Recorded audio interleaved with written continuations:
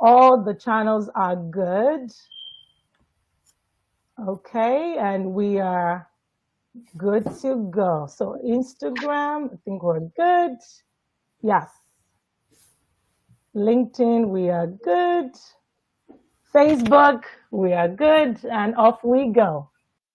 So, welcome. Thanks for joining us again.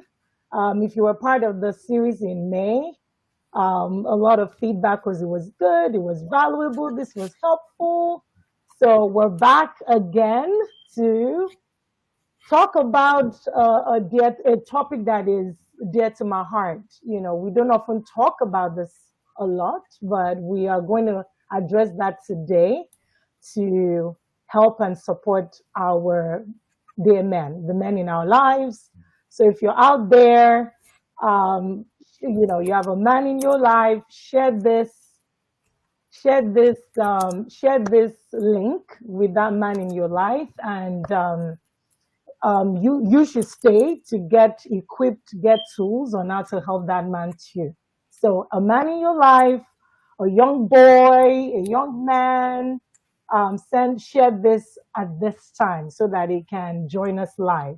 If you're going to be catching the replay, also remember to share this, and so that this can be a blessing to somebody else or to another man as we celebrate Father's Day tomorrow. It is Father's Day and it's exciting. So I'm going to get started to read Dr. Shoyinka's bio so that you know the right person that we have in this room that is going to talk about this topic. So Dr. Shoyinka, Sosunmola Shoyinka is a nationally recognized psychiatrist, author, and speaker, widely regarded as an expert in public mental health. He currently serves as the Chief Psychiatrist for Philadelphia's first behavioral health urgent care, the Meraki Mental Health Walk-in Clinic. Previously, he was the Chief Medical Officer for the Department of Behavioral Health and Intellectual Disability Services in Philadelphia, overseeing the city's public mental health system and policy. In this role, Dr. Shoyinka spearheaded significant reforms to improve the health of 1.6 million Philadelphians. He led the redesign of Philadelphia's crisis response system and the successful implementation of the 988 emergency hotline, which earned Philadelphia recognition from the Biden administration as a model city in July 2022. His work was featured in the Kelley School of Business alumni blog in January 2024. Prior to his work in Philadelphia, Dr. Shoyinka held numerous leadership roles, including medical director for Sunflower and Home State Health Plans. He also directed the Missouri Behavioral Pharmacy Management Program, which achieved over $10 million in savings over a decade. While at Centene, he co-led the development of analytic software to manage population health for individuals with substance use disorders. He's also a co-creator of the SMART tool, which supports organizations in pursuing self-directed anti-racism efforts. In addition to his leadership roles, Dr. Shoyinka is a clinical associate professor of psychiatry at the University of Pennsylvania and a fellow of the Philadelphia College of Physicians. He trained at Yale, Columbia, and NYU, holds triple board certifications, and earned an MBA from the Kelley School of Business. Dr. Shoyinka has served on the boards of the American Association for Community Psychiatry, the Medical Director Institute of the National Council, and the Group for the Advancement of Psychiatry. His numerous honors include the Special Presidential Commendation Award and the Jane Spotlock Minority Fellowship Achievement Award from the American Psychiatric Association. He was named one of the Black leaders Shaping the Future of Psychiatry by the Good Foundation. On November 16, 2023, Dr. Shoyinka testified before the US Congress on the importance of maintaining access to mental health care. He is the author of Understanding Mental Health, a guide for faith communities, and is a regular speaker at state and national conferences.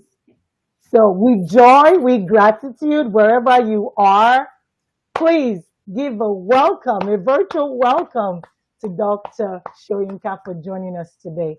Thank you so much, sir, for joining us. We appreciate your time and your support in addressing this relevant topic. So, with that, I will go right in to our questions so that we can have a robust discussion.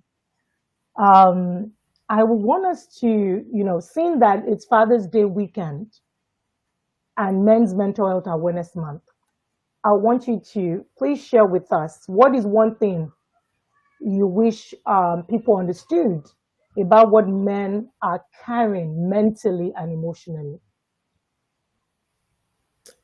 Well, good afternoon, Dr. Osunfisan, and it's a real pleasure to be here with you this afternoon. Thank you for having me on your show and podcast, and to everybody who took time out to attend. Deeply appreciate it for your time. You could be doing just about anything, but you took some time to be here. So the topic of male mental health is such a crucial one, particularly right now. I want to say that historically, it's appeared that men have had all the advantages in many societies, and to some extent, I think that is true.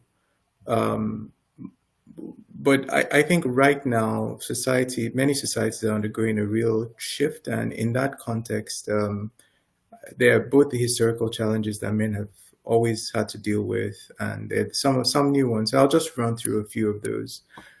So currently the narrative in contemporary society appears to increasingly be that men and boys are a problem just by virtue of their existence. So if you take a look at the majority of TV shows, particularly those that are created for children and families, you notice that men are always presented as almost like Neanderthals. They're stupid, they can't grasp nuance, they are clueless, they're bumbling idiots, and then the mom or the woman is always presented as the smart one.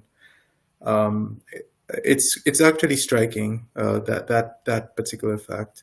But I think what that is it reflects a certain posture towards the male sex. Now, to further sort of buttress that point, a recent economist article actually shows that there's been a rise in preference for female children around the world. And if you look at studies from within the US, increasingly over the last 2 decades, there's evidence that boys and men are struggling to figure out their place. Boys in particular seem to be falling behind. That may seem like women have struggled all this time, and why should we care about that? Well, the reality of the fact is that with men continuing to struggle, we're starting to see some social trends that are, we think, tied to that. So what are some of the pressures that men bear that are unique to men? Let's talk about the common ones, and then we'll talk about those that may affect particular populations. So generally throughout history, men have been assigned the social role of, and I would say socialized to bear the burden of providing for the family, protecting the family. That's true in almost every society that you can think of. But in a world where there's increasing global competition, you're starting to see increasing frustration. Now, if you look at data around graduation rates, you look at data around higher education, you can see that men and boys are falling behind. Now, that has an implication for the ability to provide, particularly when you see the economic challenges of the day.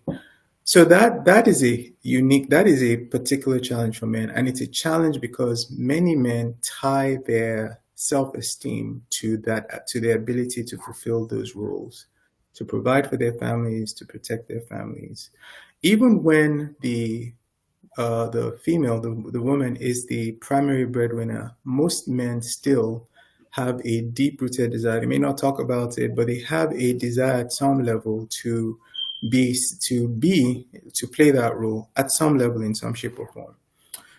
Now, we talked about the current economic issues. There's also the kind of just ongoing, all responsibilities for the man. Wherever there's a problem in the home, that's your Mm. final responsibility. Find a solution. Increasingly, we're also seeing that men and boys are becoming more and more socially isolated. We can circle back to this, but this is such a factor because connectiveness, being connected to other people, having places where you can just be yourself and share and play and so on, is one of the most important protective factors in terms of our mental health. And then we can talk about biological issues. I know this is a lot, but I think it's important to kind of paint a full Yeah. picture. So there's work, there's family pressures, there's also biology. The data is very clear. In most societies, men die earlier than Hmm. women. The life expectancy for men is less than for women. Well, some of this is obviously due to the nature of work, and that men have historically done. Men historically have been the ones to go fight if there's a war, or work in situations that are physically dangerous and all of that. But there's also the physical health of men, which men generally, if you look at the rates of certain conditions, tend to be more prevalent. And those physical health problems, pain, disability, and so on, can really impact a man's, can really become a burden on men. Let me say one very last thing, that midlife crisis, mental health factors are really very real also. And it doesn't have to be a diagnosable or diagnosed mental health condition like depression or anxiety. There is a midlife crisis, which is very, very, very, very real. Yeah. There are the sort of toxic regrets that many men accumulate, that frustrations of not being successful at work and so on. It's a lot that men carry. And let me say, probably the final thing I'll add, and maybe the most damaging thing of all, is that there are very few spaces where men can really truly be vulnerable. I think, one of the ways that men and women are different is women generally have more social connections. They Mm. tend to make friends. They tend to invest in, relationships, and men typically or do that to a far less extent. And so, by the same token, women have confidence places, and there's not the same social pressure to be a man and just sort of button your lip and not Hmm. cry. Uh, Men don't have that, and so you see the sequelae, the results in, the higher mortality rate that I mentioned earlier, and you also see it in things like a higher suicide rate, where men just, they just can't cope anymore. So those are some of the burdens that men carry. And for immigrants, and I'll end with this, for immigrants, which I suspect many people listening to this, or some portion of the listening audience anyway, will be made up of first generation immigrants. There are peculiarities of adapting to culture in the West that impose even more vulnerability on men. I'll stop there, so because I Oh, know we have a lot to listen. oh, thank you, Dr. Inka, for that, lovely intro. That's a lot to unpack. Very, you captured several of the factors, and I'm glad we're having this conversation today, because it's just an area that we don't often talk about. At times it could be a part of, maybe I shouldn't even jump, but I could be like, why don't we talk about it? So this is exciting for me, and even to our listeners that may not even know where to start as a man, or Mhm. may not even know how to support as a spouse, as a parent, as a friend to a man that is struggling. And like you rightly said, men don't talk sometimes. So you can't even read their minds. You don't even know where to start because you don't even know. So I'm really I'm excited as we discuss more to unpack practical ways, tips on where to start. Because, like you rightly said, it's a lot, and we can't cover everything in an hour. So, but at least start somewhere and and start the progress. So, I think my first question, leading after what you've said, would be why now? What is your observation? Why don't we talk about this? What is the problem? Like why don't we talk about it as often as we should? Like, even as psychiatrists, Yes. we talk about it, we help, but here we are. So culturally, what is your even in the communities, what have you observed in your experiences? Like why do we shy away from it? Why? Well, it's a very important question, and I think that the answer to that may vary slightly from, or sometimes significantly from culture to culture.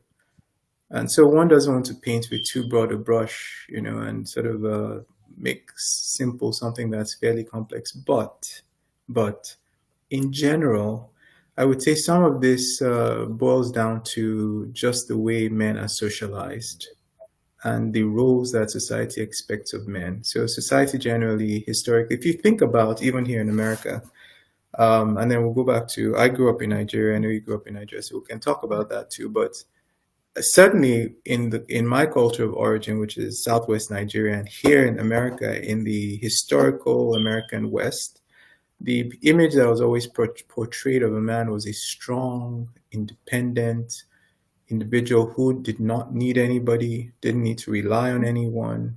If he had a problem, he'd ride in, on his horse with a gun, if need be, clean up the mess, maybe take a few hits there, but generally, he'd roll out of there, back on his horse, and ride off into the sunset, the Yeah. hero.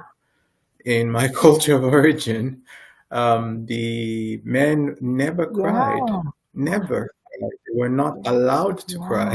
Yeah. And so when you put that, and then obviously, men, it was considered a shameful thing if you couldn't provide for your family. If you had to ask for help from your family, it was considered, or to be helped out in some situation. Now that was considered a shameful thing because being a man means you can take care of your business by yourself without needing any Mm. help.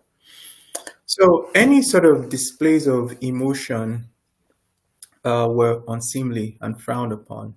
And again, there were very, very few spaces where men could go and talk. So I think it really boils down to the way men have been socialized and the roles that traditionally have been carved out for many societies. Now, I should say it's not. It wasn't. It sounds very kind of bad, the way I just said it. But in historically, those were things that were you can see that reflected in Roman society if you go back that far. If you look at the Greek society, if you look at most hunter-gatherer tribes, all across the globe, every part of the world, this was considered manly, and not all of that is bad. The inimical portion of that is the um, just kind of the not allowing space for men to just be just be people who have emotions and so on. Let me just add a small caveat to that, because again, this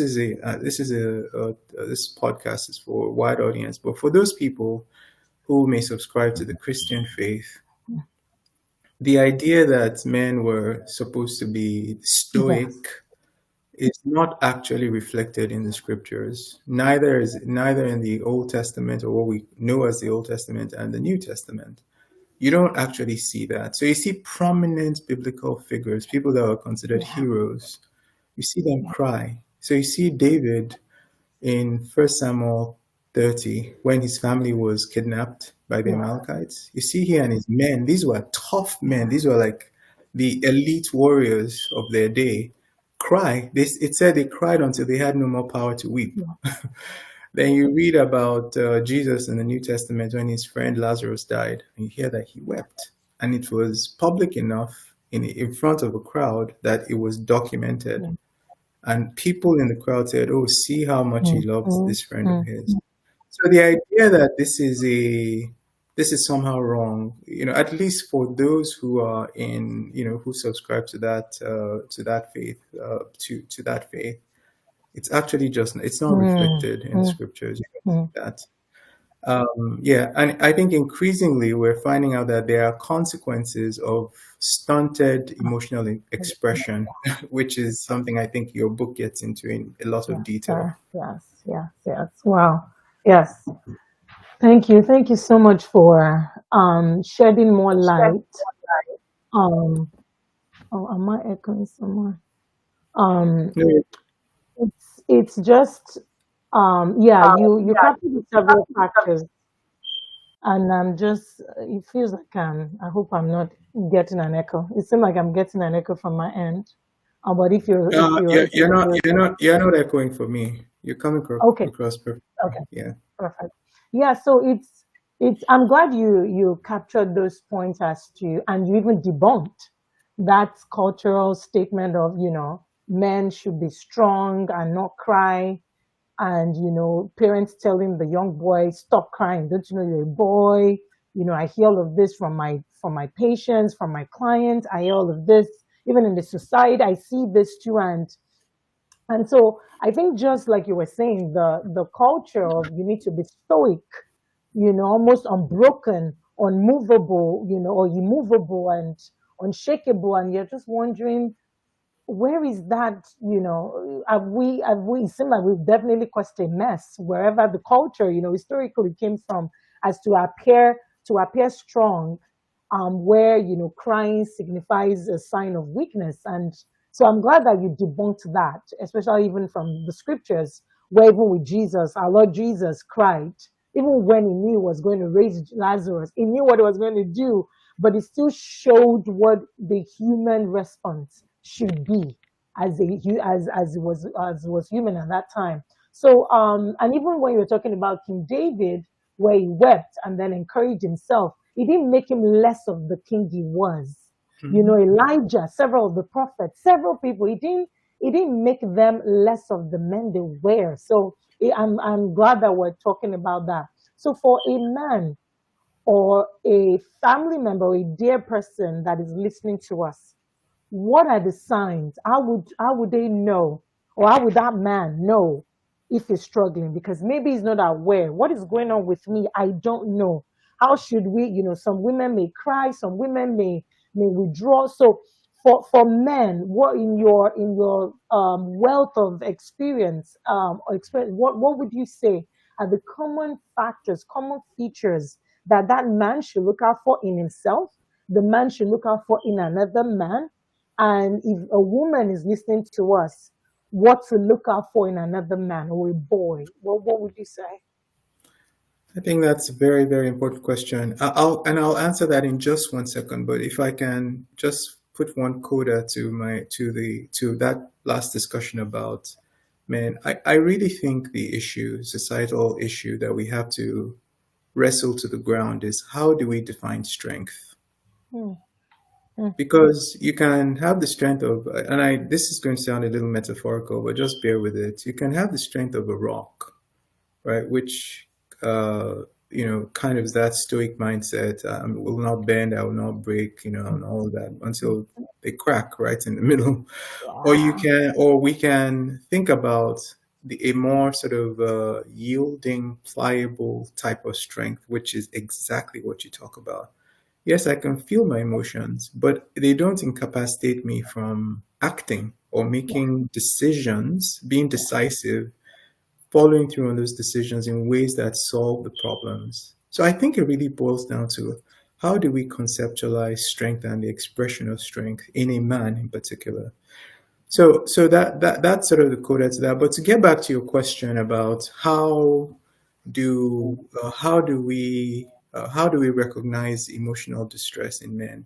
To some extent, it's similar. It's the expression is different, of course, in the sexes, but In men, I think one of them is men tend to be more externalizing.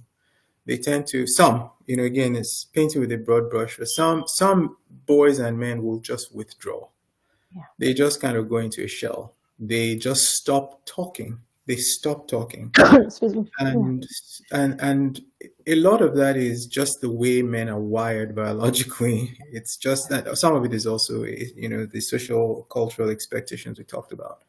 Yeah. So when you see social withdrawal, when you see people, stop talking to their friends, or you see them give up on things they enjoy doing, or you see conversely, you see irritability, you see anger, you see people start to, throw things or flip things or yell or, have this burst of outrage.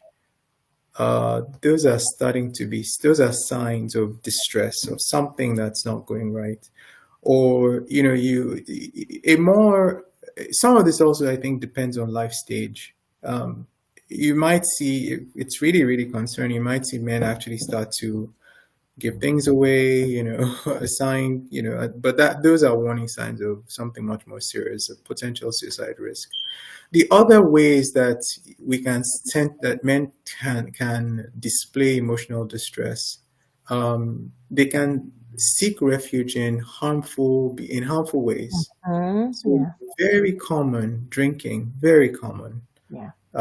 Use of drugs, certain drugs, especially now that, overall there's just a more relaxed societal idea about drug use, things like marijuana. So you might see more of that. So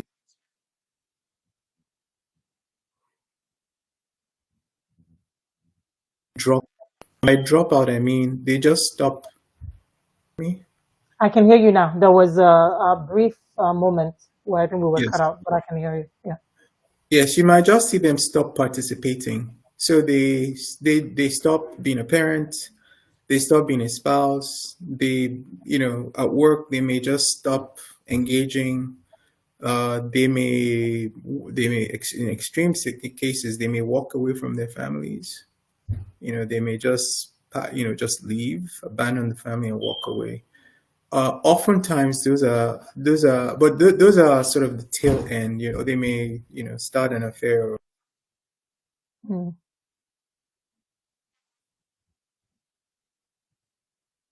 whatever. So those are some of the signs of emotional distress in men. Then of course there is there are the actual expressions of a diagnosable mental health disorder, which is not what we're talking about, but there are Mm. those as well. Men can develop depression or anxiety or panic symptoms, or God forbid, psychotic symptoms at any point. Yeah. Yeah. And even suicide. Suicide, Yes. yeah, suicidal ideation, and Yeah. oftentimes I know with the statistics, in psychiatry and the statistics, what we go by is usually, the men complete suicide more than the women, and Yeah. women have more attempts, and with your public health background, is there any perspective that you would add to that? Is it that they are not attempting, or is it that they are attempting and they are not speaking up? Is it, sometimes I just feel like even with the statistics with the depression and the incidence in men, it's been higher than women. Sometimes I query that. Is it truly higher, or is that the man is not speaking up? Because of course if you don't speak up we can't capture it, so we know. But sometimes I just wonder, like, is it truly higher in women, or is it more that again it's there's men are not, we go back to exactly what we established, where men are not, either not speaking up or we are not recognizing it, because we're looking for maybe the usual depressive signs, or things like that. What are your thoughts about that? So I would have to say we don't know. We can count numbers. Unfortunately, people when I was working for the city, we did have a suicide. We had a system for tracking suicide deaths, but as you pointed out, it was not fail safe because for a while there we didn't for example, just one example, we didn't immediately recognize that some opioid overdose deaths were actually suicides. They Mm. were classified as accidental overdoses, but it took a while to kind of just understand that some of those deaths could have been death by suicide. I'm sorry, suicide deaths that were caused by opioid overdose. So it's not a perfect system. And as you pointed out, it relies on data collection, which is not always entirely accurate. Also, you have to factor in mind that in some cultures, especially historically non-European cultures, suicide has always been seen as a thing of shame, Yes. which itself drives down the reporting. So I should also point out, though, since we're in the subject of suicide, that not all suicides are actually maybe 50% of suicides are not they're not linked to a mental health issue. There's a Mm. significant percentage of suicides that where in which there is no identifiable mental health. It's just overwhelming stress, the impulse, the opportunity, the means in that moment, and then the person ends up dying, by their own hand, which is a Wow. tragedy because in many Yeah. instances, if you can get people past that point, they actually go on to live full lives. So it's an area of study, but Yeah. right, and unfortunately, like you again, as you pointed out, the incidence of completed suicide when the person actually goes through and they die, at their own hand, it's higher in men, and it's because, as you pointed out, men tend to use more lethal means, guns, hanging, suffocation, and that sort of thing. So more to learn. Yeah. We're still studying that, all of that, and there's the impact of alcohol use and contagion. What they call copycats. It's a lot to talk about there. Yeah. Yeah. It's a lot. It's a lot. And thank you for the, just highlighting and just unpacking. It's like you rightly said, it's a lot, but glad that we're able to at least start somewhere and share this information with the public. It's everybody's responsibility now. It's not just the mental health professionals alone. It's Yes. everybody. It's the man in your life. It's the man in your home. It's your boy. It's the boy in your home. Boys, Because yes, again, there's mental health crisis in children, in teenagers, and the peer pressure, the pressure to be. There's social media. There's identity crisis.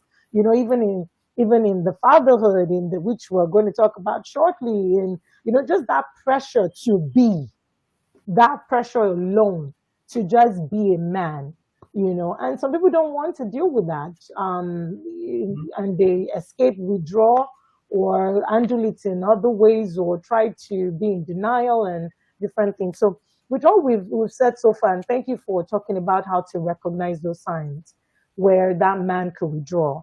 That man may not be as talkative, but a change in his behavior is hmm very critical.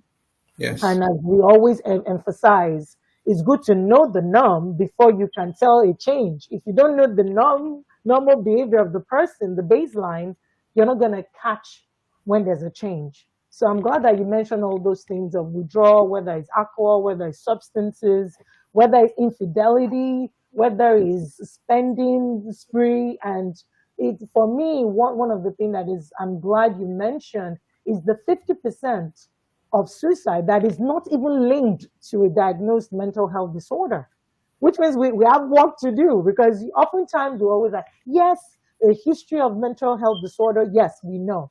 But how do you capture the ones that didn't even have that maybe they never went to the doctor at all, doctor's office, they never told anyone, and then like you rightly said, impulsivity right there, and they take their lives, and they die by suicide. And so you wonder, what can we do as a society? Which is why this, again, if you're just joining us, welcome. But that's why we're having this conversation. It's timely. And as we honor the men in our lives, There's work for all of us to do. There are narratives we need to change. There's support. There's spaces we should create. So now transition into the man listening to us that we've identified with all of this. How how should that man then reconcile all of this? I have this. What should I do? Or as a wife, I've seen this in my husband. What should I do? Or as a mom, I've seen this. Or as a father, I've seen this in my young child.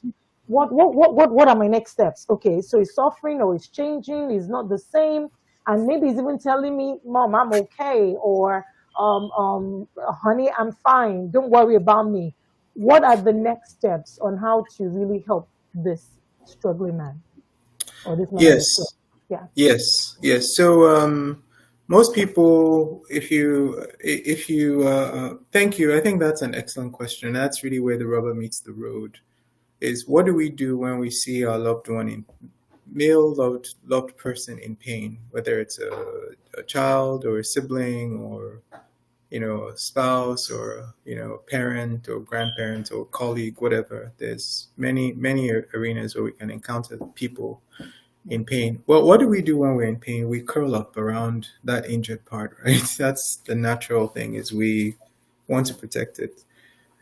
In addressing stress, mental health, distress, it's probably one of the worst things that we can do is to curl up around that pain, because it just eats the person up from inside.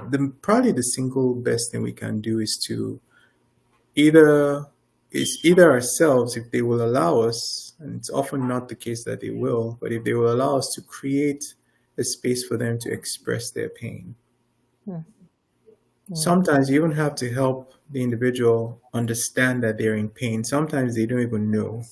They don't have the Mhm. language. They don't have the awareness, the emotional, they're not sufficiently connected to their emotions to know that these are my signals of being in pain.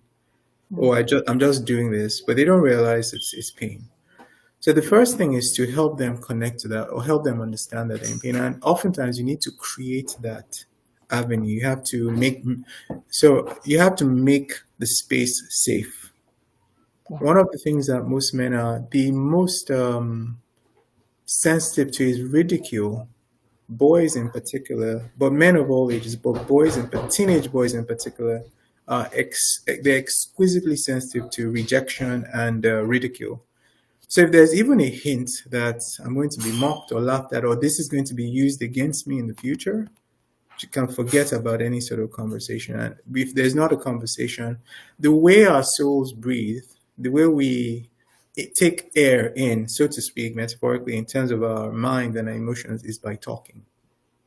Ah, yeah. So if we are not allowing that to happen, if they are not willing to talk to us, then let's find some trusted other person. People will oftentimes they'll talk to somebody else at the family because they're like, they feel safer in those environments. Sometimes churches can be the place. Some ministers have earned the trust of the congregation or congregants, and they will be willing. But honestly, sometimes people need to talk to a professional. They need to talk, and there's some huge benefits to talking to a professional. I underscore this because in my culture of origin, people think they will laugh if they hear you talking about going to see a therapist, or at least they used to when I was growing up. Because are you that weak-minded that you can't solve your own problems? Ah, yeah. But there's some advantages to seeing a professional. I call it's like coaching for your mind. It's the word coaching. What having a physical trainer is for your body is what having a therapist is for your mind. So Hmm. you can work out all you want. You might even be a world-class athlete, but the best people know that with the aid of an external person who can see what you can't see, may have more information based on working with other people, may have expertise because they've trained, and they've certified in certain things. The same way coaches can bring out the best in you, talking to the therapist can help you unravel a lot of things that you could not otherwise do. Just because it's in your own head, you've lived that way all your life, Hmm. you've thought all your life, but somebody else can see it and say, you might want to rethink that. So I said all that to say it's important to connect that person, either create a space where they can talk, where they can, relax enough to actually talk about what's going on and feel like they will be protected, it won't be used against them, or connect them to somebody else. That's probably the single most important thing we can do. So other things like, stop drinking, all of Mhm. that stuff. It's important because I'm not saying those things are not important, because they do have an impact on the loved one or the person that's in a relationship with this person that's Yeah, suffering. But it's nipping at the leaves and not, cutting at the roots. yeah, yeah. I appreciate you saying that, and just especially with the fact that what you said on if they won't open up to us, at least connecting them with who they would open up to. A therapist, a professional, faith communities, which we're going to talk about shortly on how they can be supportive. But yeah, I like what you said of if it doesn't have to stop with you, because at times you that you're trying to. One thing I've observed is when you're also asking somebody, "Are you okay?" and they choose not to speak, you can get easily offended. Okay, fine then, whatever, go deal with it yourself. But for me, what you're saying is we shouldn't just let it stop with us. If they won't open up to us, keep it moving. Who would they open up to? A trusted friend. And like last month we spoke about someone that has trusted ears and trusted mouth, closed mouth. Someone that can keep, would understand and won't just, like you rightly said, ridicule, reject, criticize, but someone that will listen and would also, again, it also seems like I'm describing a professional, someone that will listen, that will not judge them, that would, that will keep it confidential. But again, they are family members, they are friends, they are other people, mentors that may Grandparent. have been there before, that can then just guide and share. So I'm glad you said that. Even coaches, you were saying, I like that you said that about therapy is like mental health coaching, is like fitness, and it's good to start seeing that way, so that if you can talk about diabetes, if you can lose weight, if you can get a trainer to lose weight, to stay fit, you should get a therapist, a coach to actually stay mentally fit. So I'm glad you mentioned that. So while we're talking about communities, I'm going to move on to, you wrote a book, and of course, I need to find my book and show. I have my book. I've read my book, and it's helping me, and it's a value. Thank you. No, no, not you, sir. Not that. Yours, the one you wrote. Yes, sir. Yes, sir. That. Yes, yes, yes. That book is a fantastic guide. You shared you shared you were vulnerable. You shared your experiences. You shared how to really meet people, to create a good community, especially faith-based community. So I'm going to ask that you share a little bit, and those that want to know more, get your copy on Amazon today.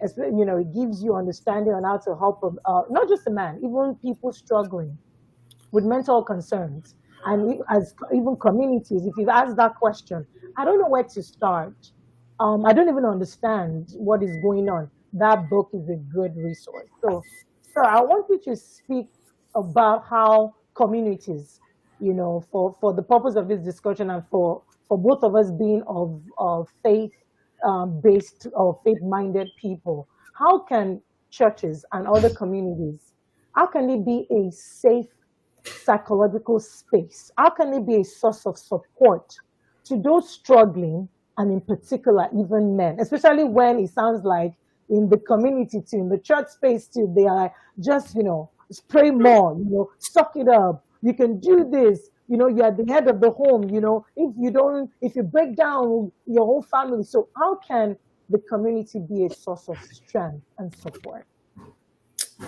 Absolutely, and thank you for the question. So, the let me say a very quick word about the book. So, the book it's titled for faith communities, but 90% of the material in it is pure science. It's basically a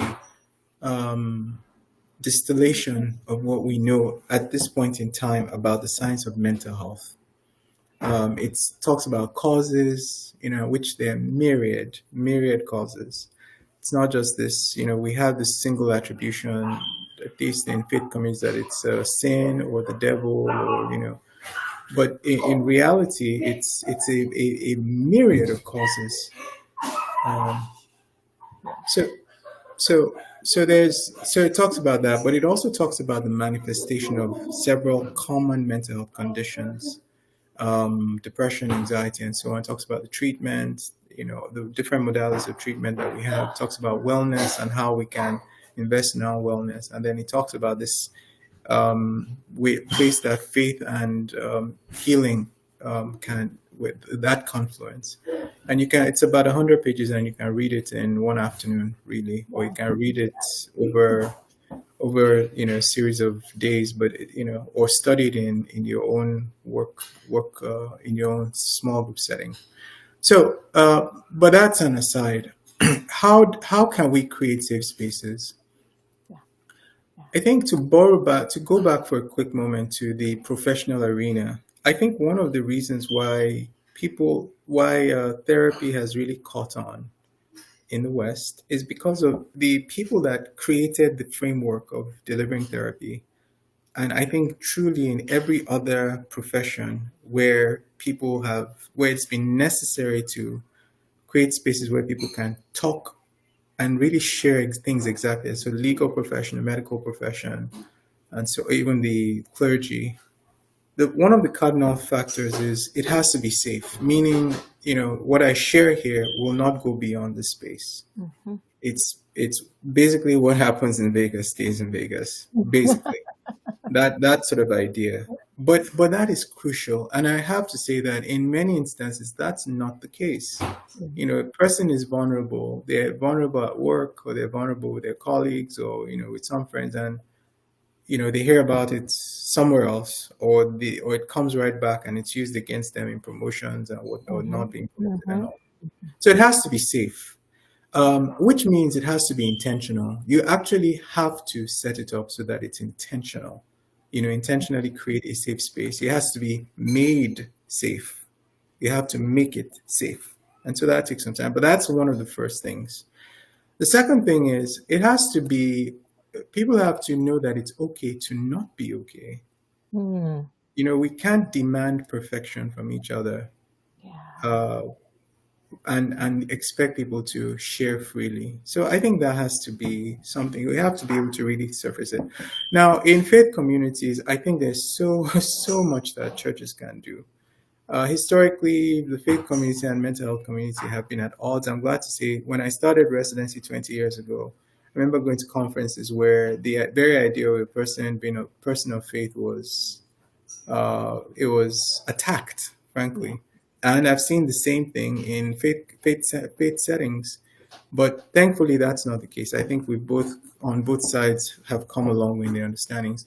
So, but I said all of that to say this. I think it's important to be able to talk about what's said from the pulpit, the tone with which it's said, the um, uh, permission, whether it's implied or overt, to talk about things, is so important. Mhm. This is one of the reasons why the book was written to faith communities. The book is actually a tool for deconstructing stigma, is the Yes. primary objective. Yeah. But faith Yeah. communities were targeted because in many communities, including here in the US, Yeah. the people when people are in distress, they first go to their faith communities. They go to their church, they go to their mosque, they go to, their temple, synagogue, whatever. That's who they really trust, and so that's who they talk to. Yeah. But if that group is not equipped, they don't know, they don't understand, they are running off what I call the single story or the single attribution, then they may be actually hurt rather than helped. So it's important to put the right information in the right hands. But all of that to say, having an understanding of the causes of mental health, of how it's treated, and going one step further to say it's okay if you're not fine. We know how to handle it. Exactly. We know how to connect you to the resources you need, and actually going ahead to do the work, the background work to create those referral pathways, I think is powerful. It's so important. Even when we're not talk, when the situation is not a frank sort of full blown mental health issue or full blown mental health crisis, there are still tools that communities can learn. Psychological first aid. It's not Mm-hmm. anybody can learn that. It's really about address ad- how to immediately respond to somebody in a crisis or who suffered some sort of difficulty. Mm. And I remember this, and I'll go back to the idea of intentionality. Yeah. A few weeks ago, maybe about a month ago, I was reading about a church in Wales. I don't know exactly when. Wales, UK. It was many churches have problems going back to. I mean, we're talking about men now. They have real difficulty attracting and retaining men for many of the reasons we've touched on and others. But this church has been uniquely successful in attracting young men, and it's in one of the demographically poorest, most troubled Wow. neighborhoods in the entire region of Wales. But what they've done is be intentional. They have crafted, they've basically listened to the need of the community. What do you need? Where are you struggling? And they built into it. So, for example, we're talking about male mental health. One of the things that men need is a safe space to play. Think about it for a minute. For most men, from their waking moment till when they lie down to sleep, actually when they lie down to die, they're working. They are working. They are responsible for something. I know it's the same for women, but we talked about women's coping mechanism. Men really, your methods of leisure are few and far between, or some of those are not healthy. So anyway, long story to get back to the point. This church created spaces to play, so healthy pastimes, games, and so on. Many churches have done that, but they also created places where boys in particular, could learn skills. If you were not academically inclined, you can learn a trade. If you have difficulty with learning, we'll coach you, we'll give you extra coaching. Those sorts of things I think are very important. They are. I cite those just as examples. I'm not saying every church should go and do that, or every mosque should go and do that, but I cite them as examples of listening to the need, really kind of understanding the need, and then building to that, into that. Mm. Mm. Which, thanks for sharing that. Which captures what you were saying about just being intention. You can wish all you want, but it will require practical tools that meet them where they're at. Where it's not just this is the way it should be, but it's really listening. What would be the appropriate way to meet your need, to support you, rather than an assumption of what it should be like. So it's thanks for sharing about the church in Wales. It sounds like we have a lot to learn that can be applied to all communities. Just everybody wants to feel loved, valued, appreciated, respected. It's a universal need that we all crave and desire. It's everyone. And so I like what you said about just making sure that community captures that you're seen, Yes. you're seen, you're seen. Yes. Everybody wants to be seen. Not Yes. just don't jumble me, just don't put everything with everybody, but I feel seen, I feel heard. And that does something to everyone. It Just does. being seen. Yeah, just being seen. So thank you for sharing that as we begin to wrap up. I have a question. I know you've read When the Mind Cries. And Yes. in your own way, I just want you to share like how can When the Mind Cries be a good tool, a resource to that man that is struggling, that wants to move from just struggling with trauma, just emotional roller coaster to not just surviving, but to really thriving. Especially if the man is wondering, how can faith help me? Spirituality help me? How can I blend all of these things? And I'm struggling as a father. I'm struggling as an employee, an employer, as a father. As a husband. What in the different facets? How can that man that is listening to us, struggling, with several pressure, one, how what can he do immediately? And then in your you were one of the advanced readers of the book, and I really just again appreciate your time and being and giving your editorial review, even for this book. And so, what please share with us? How can When the Mind Cries be a valuable resource to that man struggling? So let me start by saying I am so delighted to. I was so blessed to read this book and so delighted. One of the things I love about it is it's relatable. There, unlike many some books, it's very down to earth. It's very practical. I also like how you get real with language and how you unpack these different tools that lead to wellness. I like how you broke down brain science. I like how you explained different types of personal characteristics, the extroversion, and how that can impact a person's approach to life as well as the way they receive care, or can best to receive care. I really like the adapt faith framework. Love that. I think that should be taught in kindergarten. I really do. I really do. I like the fact that you share it. I really love the chapter on identity and how that is foundational and how you are vulnerable to share your own experience. There's so much in this, unpack the science. There's examples of people who, forgiveness, at how those spiritual principles and scientific findings, how they are in very much in sync with respect to wholeness. So I certainly, for everybody that is in search of emotional healing, I would 100% recommend this book. It's right here. It's available on Amazon. It's a beautiful book. It's easy to read. The language is very accessible. So, and the book, I think, will take you step by step through if each of the different elements of self-care and healing. Talks about the science. I'm looking at it right now. Science of self-care. Looking at the chapter on forgiveness and Nelson Mandela's example. It's rich. We should spend a whole session talking about this. But suffice to say, I highly recommend it. Now, I know we're almost at time, and I want to put all of this together. You talked about what would I say to the person that is struggling right now.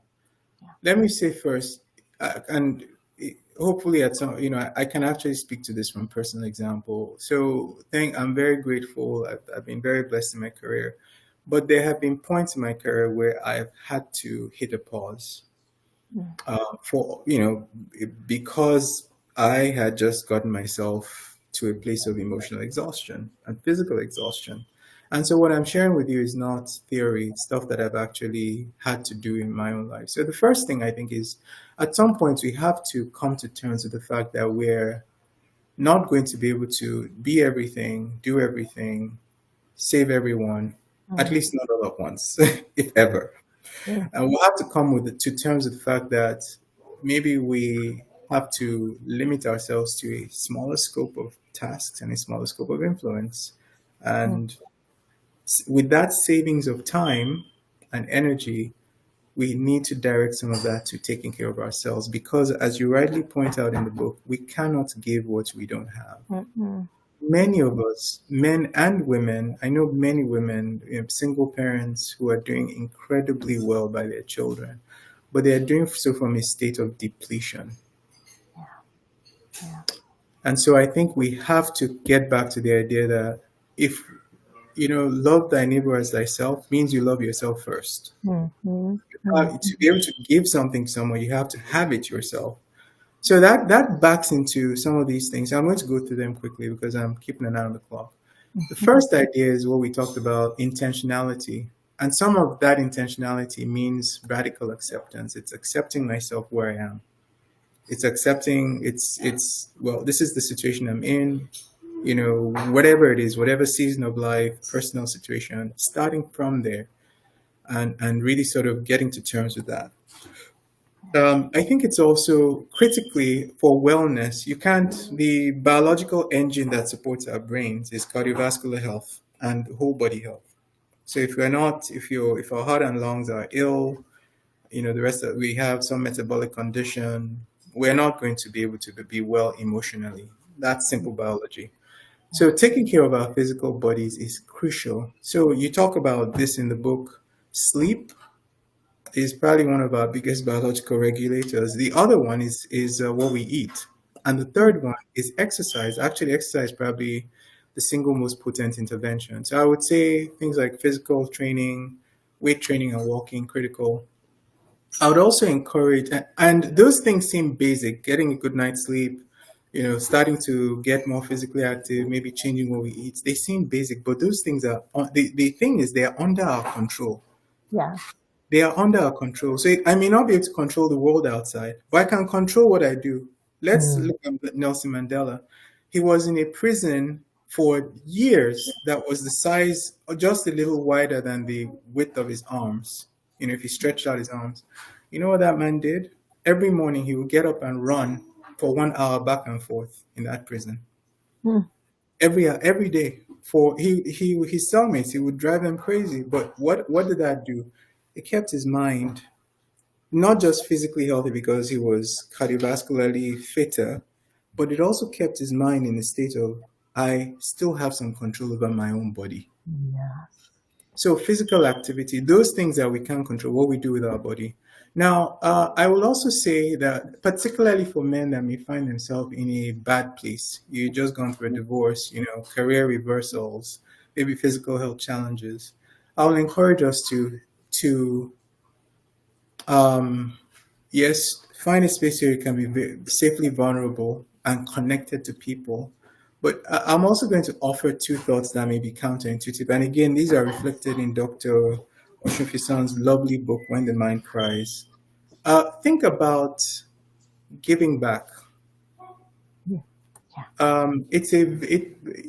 There's science behind this. Yeah. Altruism, giving of ourselves to people who can't give us anything, is one of the most powerful acts that we can do. So I'll encourage us to connect not just with peers, but every Paul into Timothy and every Yeah. Timothy into Paul. There are many, many young men around Mm, who can yeah. benefit, if not from your successes, they can benefit from not making the same mistakes you've made, and you can change somebody's life. Witness Elijah and Elisha. Okay, Yeah. let's go on. For those who are, faith attuned, I think Yeah. also learning something new or just learning in general. We get better when we engage them, and I'm not talking about going back to school and getting a degree. I'm talking about trying something new, learn a new Yeah. hobby, learn a new sport. Try something new, try a new language. What those things do is the part of us that is hurt, that's traumatized, that wants to just curl inwards, when we open ourselves to carefully selected new things, new relationships, new people. I'm not talking romantic relationships, I'm talking about where we can help somebody else. What those things do is they gradually open us up to health and wellness. They pull us out of that dark place into a better place. Those are some things that I would strongly recommend to and then for people who are people of faith, I do recommend reflection, and for everybody really, journaling, reflection, prayer, all those things can be very, very important. I think the last thing I will say is to make a book recommendation. So I'm also I'm in the middle stage of my career now. Again, I've been very blessed. I'm also in the very middle of my lifespan. And so I have some of these same reflections. And recently I've been reading some material around this. And one book that I would really recommend is Strength to Strength. It's by an author named Arthur C. Brooks. Another good read is Halftime. So this has material, particularly applicable to this stage of life, but there's stuff in there that's good for anybody, anybody. Okay. I'll stop there. Wow. Thank you so much, Dr. Shoyinka. You have given us a lot to start with, to think about. You have unpacked several of the challenges that men face and what they can do about it. You've given us tools on how to support the men in our lives. Um, and even for the man that is struggling, where to start. I really appreciate what you shared at the end of even what you've done, what you do, and the book recommendation, You know, thank you. Thank you. So many things. When you were talking about Paul and Timothy, I'm like, I've been blessed even being having you as the Paul in my life, and it's from that, that I could draw. It's from that relationship. You mentioned relationships, and it's from that relationship I could draw to have you share with us those to bring value to us today. And I really appreciate your time. We do appreciate your availability and being able to really help us navigate this challenges, mental challenges, especially in the men's world. And so, to you that you've been listening to us, we are out of time. Thank you for your patience. Thank you for your support. Thank you for being here. I hope you are able to take at least one thing away. Remember, don't focus on perfection. Perfection is a delusion that I always say. So focus on the progress. As Dr. Shoyinka said, be honest with yourself. Be authentic, be honest. This is where I'm struggling. And again, pause. The power of pause. Yeah, we won't go into it right now, but poise is so powerful and you can't be everything to everyone or all things to everyone. So just starting where you're at, be intentional as whether you're a community person listening to me or a spouse, a parent, just show you see the next person because everybody wants to be seen, heard, and valued. So let's go out there. Tomorrow is Father's Day. Let's show our love to the men in our lives. Let's show the appreciation wherever they may be. If you have someone alive, tell them while they're alive before they go. Give them their flowers now, not during their tributes. So give them now. And if you have lost a loved one, I hope you can cherish the memories. I hope you have memories to cherish as we celebrate tomorrow. So with that, I wish everyone a happy Father's Day. Thank you, Dr. Shege. A happy Father's Day. Get the Get your book. copy. Get the book. Get your copy. Get the Get your book. copy if you're yet to. And it may help someone or it may help you. So thank you and join us same time, but same station next week for another discussion. Have a nice time, everyone. Bye. Thank you for Thank having me. you. Let me end this right now.